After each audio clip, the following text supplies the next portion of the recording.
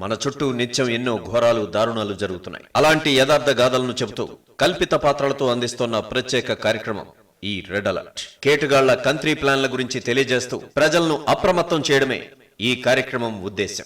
Welcome to red alert special episode. ఘోరాలను కళ్లకు కట్టినట్లు చూపిస్తూ అరాచకులకు ఆమడ దూరం ఉండాలని హెచ్చరించడానికే ఈ ప్రోగ్రాం. ఢిల్లీలో జరిగిన హత్య, దాని వెనుక ఉన్న కోణాలేంటో గత వారం తెలుసుకున్నాం. తెలిసి తెలియని వయసులో ప్రేమ ఎటువైపు దారితీసిందో ఈ వారం చూద్దాం. ఓ ఊరు, ఒకే ఊరికి చెందిన అమ్మాయి అబ్బాయి మధ్య స్నేహం చిగురించింది.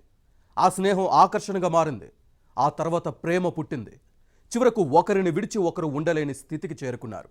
మరి వాళ్ళ లవ్ స్టోరీలో పెద్దల పాత్ర ఏంటి? చివరకు ఏమైంది? ఇవాల్టి స్పెషల్ ఎపిసోడ్లో చూద్దాం. ఇది పశ్చిమ గోదావరి జిల్లాలోని ఓ ఊరు.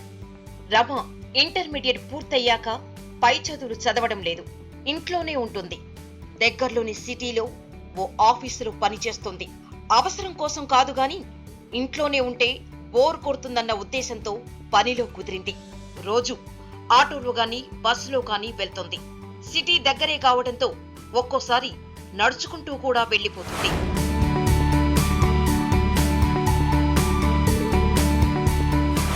శ్రీకాంత్ అదే గ్రామానికి చెందిన యువకుడు. ప్రస్తుతం ఖాళీగానే ఉంటున్నాడు. ఏ పని చేయడం లేదు. రోజంతా బైకుపై షికార్లు కొట్టడం, ఫ్రెండ్స్ తో కలిసి ఎంజాయ్ చేయడం చేస్తాడు.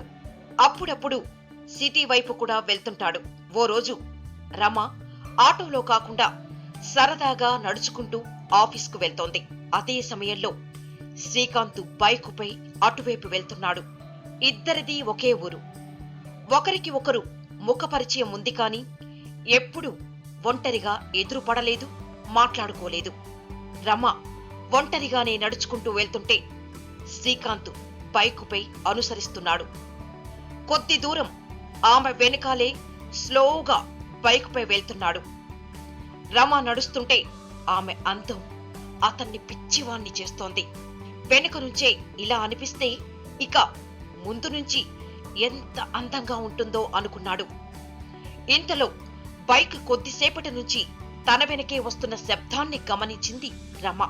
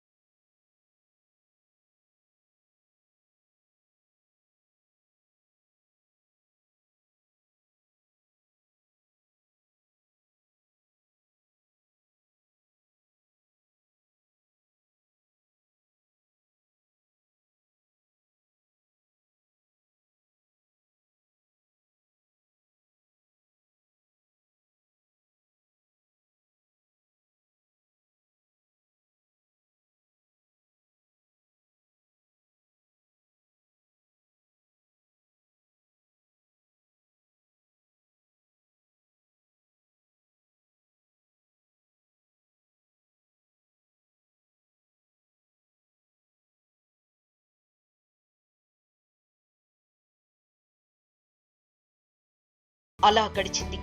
రమ శ్రీకాంత్ల జర్నీ ఎటువైపు దారితీసింది? ఆ ప్రేమాయణం ఇంకా ముందుకు సాగిందా, లేదంటే మధ్యలో ఏదైనా బ్రేక్ పడిందా? పెద్దలేమన్నారు? ఇద్దరి ప్రయాణం పెళ్లిదాకా వచ్చిందా, లేదంటే ఎడబాటు తప్పలేదా? ఏమైందో చూద్దాం. ఓ రోజు రమకు ఆఫీసులో ఆలస్యమైంది. దాదాపు చీకటైంది. ఆదరా బాదరాగా రమ ఆఫీసు నుంచి బయటికి వచ్చింది. శ్రీకాంత్ ఎప్పట్లాగానే బయట వెయిట్ చేస్తున్నాడు. ఏంటి ఇవాళ ఇంత లేట్, ఏమైందో అనుకున్నా తెలుసా అన్నాడు శ్రీకాంత్ బైక్ స్టార్ట్ చేస్తూ. కాస్త పెండింగ్ పని ఉంటే ఇవాళ పూర్తి చేయమన్నారు, అంతా కంప్లీట్ చేసేసరికి ఆలస్యమైంది అని చెబుతూనే బైక్ ఎక్కింది రమ. ఇద్దరు అలా బైక్ పై వెళ్తున్నారు. బైక్ పై వెళ్తుంటే స్పీడ్ బ్రేకర్ రాగానే రమ అప్రయత్నంగానే శ్రీకాంత్ను చేతులతో చుట్టేసింది. రోజు బైక్ పై వెళ్లడమే గాని రమ అలా తన మీద చెయ్యి వేయడం అది మొదటిసారి. అంతేకాదు, పూర్తిగా శ్రీకాంత్పై వాలిపోయింది. ఆఫీసులో పని ఒత్తిడితో అలిసిపోవడమే కాదు, ఎప్పుడు అలాంటి సిచ్యువేషన్ వస్తుందో అని చూస్తోంది. శ్రీకాంత్ ఆమెను బైకుపై తీసుకెళ్తున్నాడు కానీ ఏ రోజు ప్రొసీడ్ కాలేదు. తనంత తానుగా ప్రొసీడ్ కావాలనుకున్నాడు. ఆకాశం నిర్మలంగా ఉంది, చల్లగాలి వీస్తుంది, వాతావరణం ఎంత బాగుందో కదా అన్నాడు శ్రీకాంత్. అవును, చాలా బాగుంది అని బదులిచ్చింది రమ. ఇలాంటి వాతావరణంలో కొద్దిసేపు సేద తీరామంటే ఎంత బాగుంటుందో ఫీల్ అయిపోతున్నాడు. అప్పట్నుంచి రమ శ్రీకాంతులకు అడ్డు అదుపు లేకుండా పోయింది. ఇద్దరం పెళ్లి చేసుకోవడమే తరువాయి అన్నట్లుగా మారింది పరిస్థితి. కొన్నాళ్ల పాటు ఊళ్ళో ఎవరికైనా తెలుస్తుందో, పెద్దల దృష్టికి వెళ్తుందో అని భయపడేవాళ్లు. కానీ ఇప్పుడు మాత్రం ఆ భయం తొలగిపోయింది. పెద్దలు ఒప్పుకున్నా ఒప్పుకోకపోయినా తమ ప్రయాణం మాత్రం చివరిదాకా కొనసాగించాలని డిసైడ్ అయిపోయారు. అందుకే గతంలో మాదిరిగా భయంగా ఉండటం లేదు. ఇంతకు ముందైతే వీకెండ్స్ లో రమ ఇంట్లో నుంచి బయటకు వచ్చేది కాదు. కానీ ఇప్పుడు వీకెండ్స్ లో శ్రీకాంత్తో కలిసి బైకుపై లాంగ్ జర్నీలకు వెళ్తోంది. వీక్ డేస్ లో అయితే ఆఫీస్కి వెళ్తుందని పెద్దవాళ్లు అనుకునేవాళ్లు. కొద్ది రోజుల నుంచి వీకెండ్స్ లో కూడా ఇంట్లో నుంచి వెళ్తుండటం, ఏవో కారణాలు చెప్పడం పెద్దలు అనుమానించారు. కొంతమంది ఊళ్ళో వాళ్ళ దృష్టిలో కూడా పడిపోయారు. ఈ విషయం పెద్దల దాకా వెళ్ళింది. ఓ రోజు ఉదయాన్నే రమ ఆఫీస్కి వెళ్తోంది. ఇవాల్టి నుంచి నువ్వు ఆఫీస్కి వెళ్ళొద్దు అన్నాడు తండ్రి రామారావు. ఒక్కసారిగా నాన్న అలా అనేసరికి రమ షాక్ అయింది. ఏంటన్నా అంది వెనక్కి తిరిగి. అవునమ్మా, నువ్వు ఆఫీస్కి వెళ్లాల్సిన అవసరం లేదు. ఏదో నువ్వు సరదాగా బోరు కొడుతుందంటే నీ ఇష్టం అన్నాను, కానీ ఇప్పుడొద్దు అన్నాడు.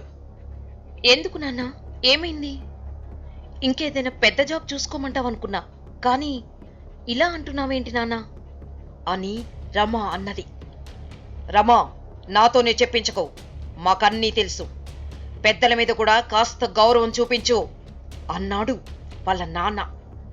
ఏంటి నాన్న మీకు తెలిసింది అని అంది రమ. ఆ అబ్బాయి ఎవరు అన్నాడు తండ్రి. ఓ, శ్రీకాంత్ గురించా?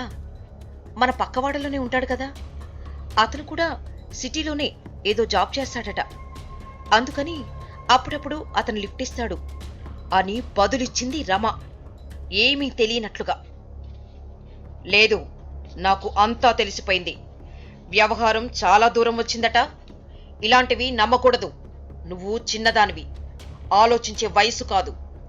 నేనెందుకు చెబుతున్నానో విను అన్నాడు రామారావు. నాన్న, శ్రీకాంత్ చాలా మంచివాడు. ఇన్నాళ్లుగా చూస్తున్నా కదా, భయం లేదు.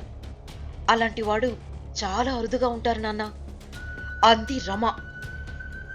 చూసావా, నీకు తెలియకుండానే ఎంతగా ఆలోచిస్తున్నావో.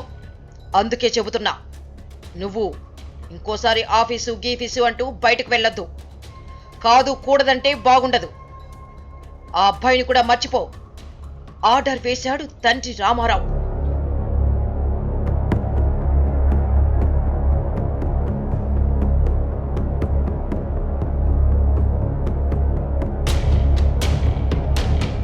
రమకు ఏం చేయాలో తోచడం లేదు. ఒంటరిగా గదిలో కూర్చొని ఏడుస్తుంది. అంతలోనే సెల్ మోగింది. శ్రీకాంత్ ఫోన్ చేశాడు. ఏంట్రమ్మా, ఒంట్లో బాగోలేదా? ఆఫీస్కి వెళ్ళడం లేదా? చాలా లేట్ అయింది, నేను నీకోసం వెయిట్ చేస్తున్నా అన్నాడు శ్రీకాంత్. ఇంట్లో జరిగిన విషయం చెప్పింది ఏడుస్తూనే. శ్రీకాంత్ కూడా అది విన్నాక అయోమయంగా తోచింది. ఏం చేయాలి, ఎలా చేయాలి? రమ లేకుండా నేను బతకను, తాను లేకుండా కూడా రమ బతకదు. మరి ఇప్పుడు వారిద్దరి ముందున్న మార్గమేంటి అని ఆలోచిస్తున్నాడు శ్రీకాంత్. లవ్ మ్యాటర్లో సాధారణంగానే ఇంట్లో అడ్డుకట్ట పడింది. మరి రమ శ్రీకాంత్ ఏం చేశారు? ఇద్దరూ కలిశారా లేదంటే విరహమే మిగిలిందా? వీళ్ళ లవ్ జర్నీలో క్లైమాక్స్ ఏంటి? 4 రోజులు గడిచింది. రమ దుఃఖం ఆమె కళ్ళల్లోనే కనిపిస్తుంది. సరిగ్గా తినడం లేదు, గదిలో నుంచి బయటికి రావడం లేదు, ఎవరితోనూ మాట్లాడటం లేదు. తండ్రి ఖచ్చితంగా చెప్పడంతో ఏం చేయాలో పాలుపోవడం లేదు. అయితే శ్రీకాంత్తో మాత్రం తరచూ ఫోన్లో మాట్లాడుతుంది. ఏం చేద్దామని అడుగుతోంది. శ్రీకాంత్ కూడా సమయం చూసి ఏదైనా చేద్దామంటున్నాడు. ఏదైనా రాంగ్ స్టెప్ వేస్తే తర్వాత ఇబ్బంది అవుతుందేమో అని ఆలోచిస్తున్నాడు. పరి విధాలుగా ఆలోచించాడు. రమ ఒత్తిడి తట్టుకోలేకపోతున్నాడు. మరో 4 రోజులైతే తన మీద రమకు ద్వేషం కలిగినా కలగొచ్చు అనుకున్నాడు.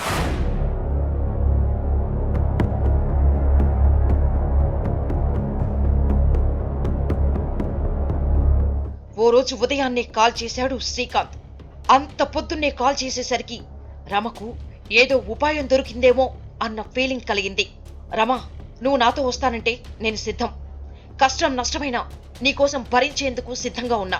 నువ్వు కూడా మెంటల్గా ప్రిపేర్ అయితే నేను ప్లాన్ చెప్తా. నీకోసమే నేను ఈ రిస్క్ చేస్తున్నా. తర్వాత నన్ను అపార్థం చేసుకోవద్దు. అనేక విధాలుగా చెప్పుకుంటూ పోతున్నాడు శ్రీకాంత్. శ్రీకాంత్, నువ్వంటే నాకు ఎంత ఇష్టమో నీకు తెలీదా? నేను కూడా నీతో పాటే కష్టమైనా నష్టమైనా రెడీ. నువ్వు నా తోడుంటే చాలు అంది రమ. అయితే నేను మళ్ళీ ఫోన్ చేస్తా. నీ డ్రెస్సులు, నీకు సంబంధించిన వస్తువులు రెడీ చేసి పెట్టుకో అని ఫోన్ పెట్టేశాడు. శ్రీకాంత్ ఆ మాట చెప్పేసరికి రమ కళ్ళల్లో మళ్ళీ ఆనందం కనిపించింది. శ్రీకాంత్ దగ్గరికి వెళ్తున్నానన్న సంతోషంలో ఉక్కిరిపిక్కిరైంది. ఓ గంట గడిచింది.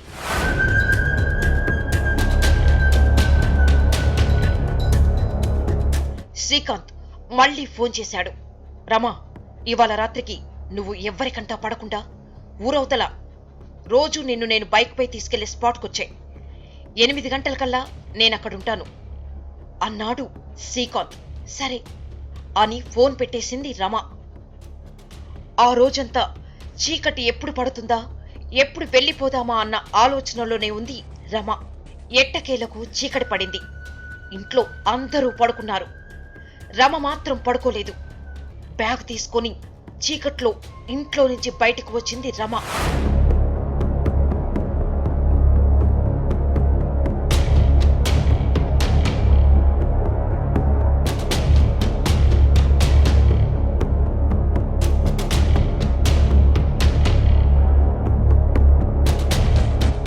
ఏ మాత్రం ఆలస్యం చేయకుండా శ్రీకాంత్ చెప్పిన చోటికి పరుగున వచ్చేసింది. బైక్ స్టార్ట్ అయింది. చీకట్లో బైక్ ముందుకు దూసుకెళ్ళింది. అంతేకాదు, కొన్నాళ్ళు రమ, శ్రీకాంత్ తన గదిలో ఉండేందుకు వాళ్ళు రామారావు కూతురు ఇలా చేస్తుందని ఊహించలేదు. ఎటు వెళ్ళిందో ఆరా తీసేందుకు తనకున్న అన్ని మార్గాలు అన్వేషించాడు. మొదట తమ బంధువుల ఇళ్లకు వెళ్ళిందనుకున్నాడు. కాని ఎవరిని కదిలించినా ఫలితం దొరకలేదు. అదే సమయంలో శ్రీకాంత్ కూడా ఊర్లో కనిపించడం లేదు. అంటే ఇద్దరూ కలిసి వెళ్లిపోయారని డిసైడ్ అయ్యాడు. చివరకు శ్రీకాంత్ వెళ్లిన అడ్డా కనుక్కున్నాడు. పోలీసులకు ఫిర్యాదు చేస్తే తమ పరువు పోతుందని భయపడ్డాడు. అందుకే ఒంటరిగానే హైదరాబాద్ వెళ్ళాడు.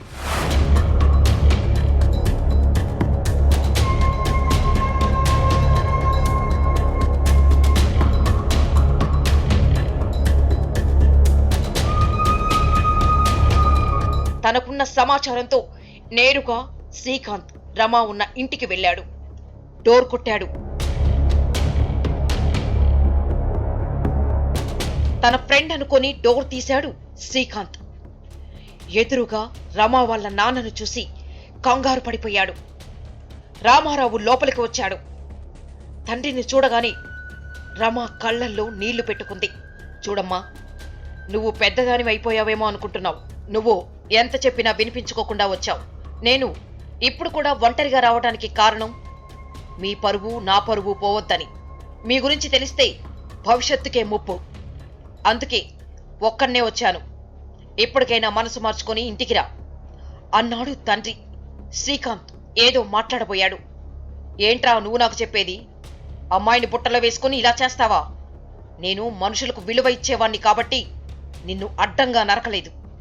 ఊళ్ళో కూడా ఇప్పుడు నీ గురించి మొత్తం చెడ్డగా చెప్పుకుంటున్నారు. నువ్వు ఇక ఊళ్ళో అడుగు పెట్టలేవు. మీ అమ్మా నాన్నలు కూడా నువ్వు చేసిన పనికి కుమిలిపోతున్నారు. నువ్వు నీతులు చెప్పబోతున్నావా? ఎలా పోషిస్తావురా నా కూతుర్ని?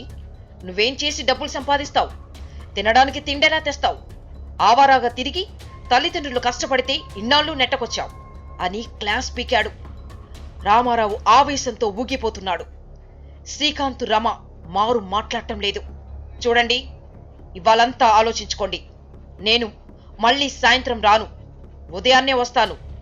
చూడమ్మా, ఉదయానికి నీ బ్యాగ్ సర్దుకొని రెడీగా ఉండాలి. మీకు మీరే ఆలోచించుకొని ఇకపై ఈ ప్రేమ దోమకు ఫుల్ స్టాప్ పెట్టండి. ఒకవేళ మీ అంతటా మీరు రాకుంటే ఏం చేయాలో చేస్తా. మీ భవిష్యత్తు చేతులారా నాశనం చేసుకోకండి అని వార్నింగ్ ఇచ్చి విసురుగా బయటకు వెళ్ళిపోయాడు. రామారావు వెళ్ళగాని ప్రేమికులిద్దరూ ఆలోచనలో పడ్డారు. రమ కన్నీరు మున్నీరుగా విలపిస్తోంది. శ్రీకాంత్, నిన్ను విడిచి నేనుండలేను అని అతని ఒళ్ళో వాలింది. నేను కూడా అంతేగా అన్నాడు శ్రీకాంత్. మరి ఏం చేద్దాం? మా నాన్న సౌమ్యంగానే ఉంటాడు, కానీ ఏదైనా తలుచుకుంటే వదిలిపెట్టడు. మనల్ని ఊరికి వదిలిపెట్టడు అంది రమ. రాత్రయింది. ఆ ఇంట్లో అంతా నిశ్శబ్దం. తెల్లవారింది. ఉదయాన్నే రామారావు వచ్చి డోరు కుట్టాడు. డోరు తీయడం లేదు. తన మీద కోపంతో డోర్ తీయడం లేదని చాలాసేపు చూశాడు. కాసేపటికి కిటికీలో నుంచి చూశాడు. ఇద్దరూ విగత జీవులుగా చెరువు వైపు పడి ఉన్నారు. ఆత్మహత్య చేసుకున్నారు. ఆ దృశ్యం చూసిన రామారావు గుండెలు బాదుకున్నాడు. పక్క వాళ్ళు అది గమనించి డైల్ 100కు కాల్ చేశారు. పోలీసులు వచ్చారు. ఇద్దరి మృతదేహాలను పోస్టుమార్టానికి తీసుకెళ్లారు. రామారావు శూన్యంలోకి చూస్తున్నాడు. కన్నీళ్లు ఇంకిపోయాయి.